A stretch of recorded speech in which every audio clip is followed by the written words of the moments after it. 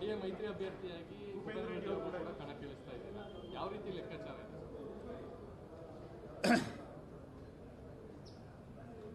JDS ಪಕ್ಷ NDA ಕೂಟಕ್ಕೆ ಸೇರಿದ ನಂತರ ಯಾವುದೇ ನಮ್ಮ ಹೋರಾಟಗಳಿರ್ಬೋದು, ತೀರ್ಮಾನಗಳಿರ್ಬೋದು, ಎಲ್ಲವೂ ಕೂಡ ಜಂಟಾಗಿ ತೆಗೆದುಕೊಳ್ತಕ್ಕಂಥದ್ದು.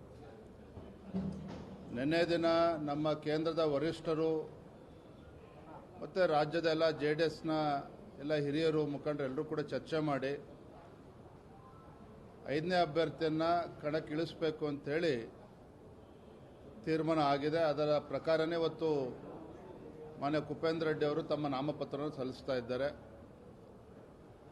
ಉಪೇಂದ್ರ ರೆಡ್ಡಿ ಅವರು ನಾಮಪತ್ರ ಸಲ್ಲಿಸ್ತಾರೆ ಅಂತ ಹೇಳಿದ್ರೆ ಅವ್ರದ್ದೇ ಆದಂಥ ಜೆಡಿಎಸ್ ಪಕ್ಷ ಅವ್ರದ್ದೇ ಆದಂಥ ಕಾರ್ಯತಂತ್ರಗಳು ಇದ್ದೇ ಇರ್ತದೆ.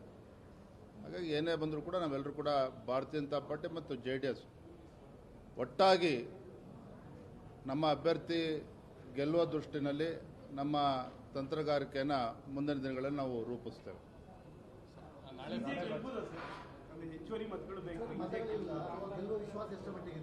ಎಲ್ಲ ಚರ್ಚೆ ಮಾಡ್ತೇವೆ, ಹೇಳೋಣ. ನಾಳೆ ಬಜೆಟ್ ಇದೆ, ಏನೆಲ್ಲ ನಿರೀಕ್ಷೆ ಇದೆ ಸರ್ ರಾಜ್ಯ ಸರ್ಕಾರದ ಬಜೆಟ್? ಸಿದ್ದರಾಮಯ್ಯ ಅವರು 15ನೇ ಬಜೆಟ್, ಸಿದ್ದರಾಮಯ್ಯನವರು ಅಥವಾ ಮಾನ್ಯ ಮುಖ್ಯಮಂತ್ರಿಗಳು ಹಣಕಾಸಿನ ಸಚಿವರಿಂದ ಏನನ್ನ ನಿರೀಕ್ಷೆ ಮಾಡ್ಬೋದು ಅಂತೇಳಿ ತಾವೇ ಊಹಿಸ್ಕೋಬಹುದು. ಖಜಾನೆಯನ್ನು ಖಾಲಿ ಮಾಡಿಕೊಂಡು ಯಾವುದೊಂದು ಅಭಿವೃದ್ಧಿ ಕೆಲಸವನ್ನು ಮಾಡದೇ ಇರತಕ್ಕಂಥ ರಾಜ್ಯ ಸರ್ಕಾರ, ತನ್ನ ವೈಫಲ್ಯಗಳನ್ನು ಮುಚ್ಚಾಕೊಳ್ತಕ್ಕಂಥ ಸಲುವಾಗಿ ಕೇಂದ್ರದಲ್ಲಿ ಹೋಗಿ ದೆಹಲಿಗೆ ಹೋಗಿ ನಾಟಕವನ್ನು ಮಾಡಿರ್ತಕ್ಕಂಥ ರಾಜ್ಯ ಸರ್ಕಾರ ನಾಳೆ ಅವರು ಮಂಡಿಸ್ತಕ್ಕಂಥ ಬಜೆಟನ್ನು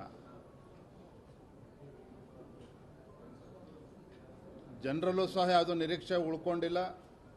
ನಮ್ಮಲ್ಲೂ ಸಹ ರಾಜ್ಯದ ಅಭಿವೃದ್ಧಿಯ ದೃಷ್ಟಿಯಿಂದ, ರಾಜ್ಯದ ಹಿತದೃಷ್ಟಿಯಿಂದ ಏನೋ ಉತ್ತಮ ಬಜೆಟನ್ನು ನೀಡ್ತಾರೆ ಅನ್ನೋ ಅಪೇಕ್ಷೆ ನಮಗೂ ಕೂಡ ಇಲ್ಲ.